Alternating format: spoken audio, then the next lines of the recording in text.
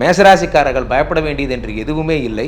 மேஷராசிக்காரர்கள் தொட்டதெல்லாம் துலங்கும், சர்வகாரியமும் வெற்றியாகும். 12 ராகு இருப்பதால் தூக்கம் மட்டும் வராது. தூங்கவே மாட்டேங்கிறேன் சார். அடையா சார் கேட்குறீங்க நீங்க. 12ஆம் வீட்டில் ராகு வந்தாலும் வந்தார், ஒரு நாள் தூக்கம் இல்லை சார். கொஞ்ச நாள் பொறு தலைவா, ஒரு வஞ்சி கொடி இங்க வருவா, அந்த மாதிரி தான். கொஞ்ச நாள்ல உங்களுக்கு காதல் வரப்போகுது. சனி ஆட்சி பெற்று கும்பத்தில் இருக்கார். 11ஆம் இடமாகப்பட்ட லாபஸ்தானத்தில் ஆட்சி பெற்று இருக்கிறார். 2ஆம் இடமாகப்பட்ட தனஸ்தானத்திலே குரு இருக்கிறார். குரு 2ஆம் இடத்திலும் லாபாதிபதி லாபஸ்தானத்திலும் ஆட்சி பெற்று இருப்பது மாபெரும் யோகங்களை கொடுக்கக்கூடியது. அதே நேரத்தில் ராசிநாதன் சுக்கிரன் சனியுடன் சம்பந்தப்படுவதால் மனைவியோட சின்ன சின்ன சலசலப்பு, சண்டைகள், பிரச்சனைகள் போன்றவை ஏற்படும். 4 கூடிய சூரியன் 8இல் மறைகிறார். வீண் பழிகள், அபவாதம் போன்றவை ஏற்படும். பெண்கள் விஷயத்தில் பழகும் பொழுது கண்களை பார்த்து பேச வேண்டும். உங்களுக்கு ரிஷபராசிக்காரர்களுக்கு ராசியிலேயே குரு இருப்பதால் 5, 7, 9 பார்க்கிறார். குரு 5ங்கிற குழந்தை ஸ்தானம். குழல் இனிது யாழ் இனிது என்பார் மக்கள் மழலை சொல் கேளாதவர் தான். குழந்தைங்கிறது அவ்வளோ பெரிய சொத்துங்கிறார் திருவள்ளுவர். அந்த குழந்தை பாக்கியத்தை கொடுப்பார்.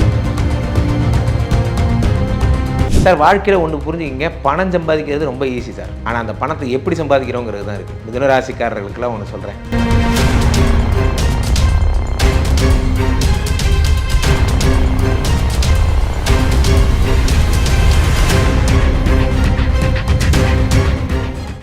ரியல் ஒன் மீடியா நேயர்கள் அனைவருக்கும் வணக்கம். நான் உங்கள் ராம்ஜி. 2025 நல்ல காலம் பிறக்குது, நல்ல காலம் பிறக்குது. எல்லாருக்கும் புத்தாண்டு பல புதுமைகளை கொண்டு வரப்போகுது. மாற்றங்களையும் ஏற்றங்களையும் உண்டாக்க போகுது.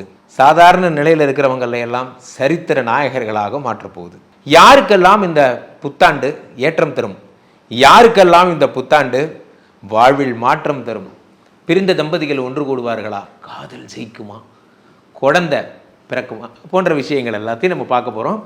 ராசி வைஸ் பார்த்துடலாம். அதில் முதல் ராசியாகப்பட்ட மேஷராசி. மேஷராசிக்காரர்களை பொறுத்த வரைக்குமே இந்த 2025ங்கிறது ஒரு புது ஜேர்னியாக இருக்கும். சார், இதுதான் சார் 2024 நீங்கள் சொன்னீங்க. 2024 மேஷராசிக்காரங்க நல்லா இருப்பாங்க, குரு பயிற்சியே முடிஞ்சு போயிடுது சார். சரி, பரவாயில்ல, குரு அதிசாரமாக போனார், அதெல்லாம் நடந்தது, ஓகே விடுங்க. இப்போது சனி ஆட்சி பெற்று கும்பத்தில் இருக்கார். 11ஆம் இடமாகப்பட்ட லாபஸ்தானத்தில் ஆட்சி பெற்று இருக்கிறார். 2ஆம் இடமாகப்பட்ட தனஸ்தானத்திலே குரு இருக்கிறார். குரு 2ஆம் இடத்திலும் லாபாதிபதி லாபஸ்தானத்திலும் ஆட்சி பெற்று இருப்பது மாபெரும் யோகங்களை கொடுக்கக்கூடியது. அதே நேரத்தில் உங்களுக்கு 9ஆம் வீட்டில் திரிகோணத்தில் சூரியன் இருக்கார். 5 கூடிய சூரியன் திரிகோண பலம் பெற்று விளங்குவதால் உங்களை அசைச்சிக்க முடியாது. மேஷராசிக்காரர்கள் புதிய பதவிகள், புதிய செல்வாக்கு அனைத்தும் கிடைத்து பணம் அப்படி பணமழை கொட்டும். மேஷராசிக்காரர்கள் பயப்பட வேண்டியது என்று எதுவுமே இல்லை. மேஷராசிக்காரர்கள் தொட்டதெல்லாம் துலங்கும், சர்வகாரியமும் வெற்றியாகும். 12 ராகு இருப்பதால் தூக்கம் மட்டும் வராது. தூங்கவே மாட்டேங்கிறேன் சார். அடையா சார் கேட்குறீங்க நீங்கள். 12ஆம் வீட்டில் ராகு வந்தாலும் வந்தார், ஒரு நாள் தூக்கம் இல்லை சார். கொஞ்ச நாள் பொறு தலைவா, ஒரு வஞ்சி கொடி இங்க வருவா, அந்த மாதிரி தான். கொஞ்ச நாள் உங்களுக்கு காதல் வரப்போகுது. பொன்னி நதி பக்கணுமா ஈயா ஈ, அந்த மாதிரி உங்கள் காதலியை தேடிலாம் நீங்கள் எல்லாம் போவீங்க. அந்த மாதிரிலாம் நடக்கும்.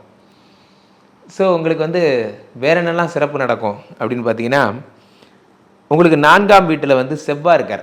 நீச்சம் பெற்ற செவ்வாயாக இருந்தாலும், தனகாரகனாக இருந்தாலும், 4ஆம் வீட்டில் செவ்வாய் இருப்பது வீடு, மாடு, மனை போன்றவை ஏற்படுத்தக்கூடியது. பூமி யோகங்களை ஏற்படுத்தக்கூடியவர் செவ்வாய். சிறப்புமணியே செவ்வாய் தேவே, குறையில்லாத அருள்வாய், அப்படி வரும். ஸோ அப்போது மேஷராசிக்காரர்கள் வீடு கட்ட போகிறீங்க, லேண்டு வாங்க போகிறீங்க, ஜாப். சார், நான் சாதாரண ஒரு தொழிலில் இருந்தேன் சார், இப்போ நான் மிகப்பெரிய ஒரு டைரக்டர் லெவலில் இருக்கேன் சார், இருப்பீங்க. உங்களுடைய விடாத நம்பிக்கையும் சுயமரியாதையும் உங்களுடைய அயராத முயற்சியும் தான் உங்களை இவ்வளோ பெரிய முன்னேற்றத்திற்கு கொண்டு வந்தது என்று சொன்னால் அது மிகையாகாது. மேஷராசிக்காரர்கள் வெற்றி மேல் வெற்றி. இனிதான் புதிய சரித்திரம் துவக்கம். வாழ்த்துக்கள். அடுத்ததாக ரிஷபராசிக்காரர்கள்.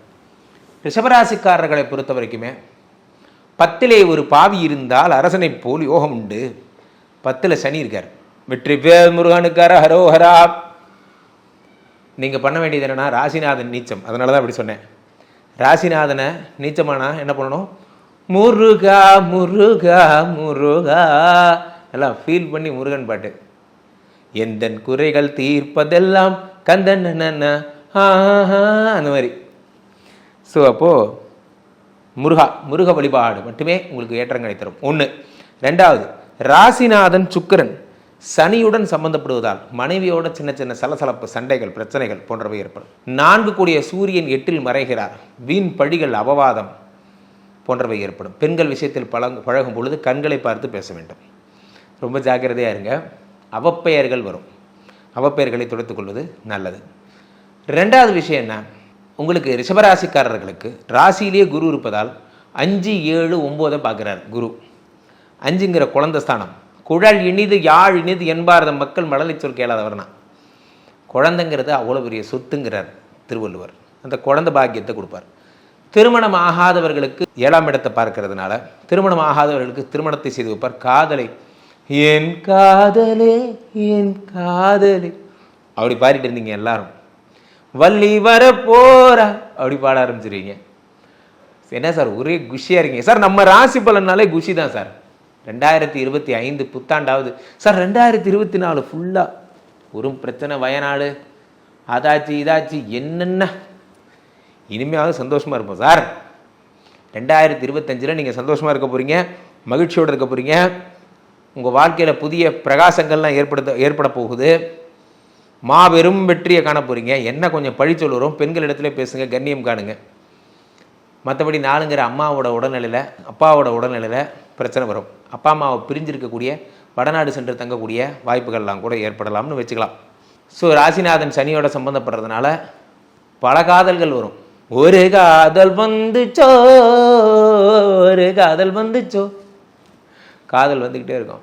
எண்ணத்தில் செடுகுடு குடுபென, வண்ணத்தில் படபட படவன ஆசை அப்படி.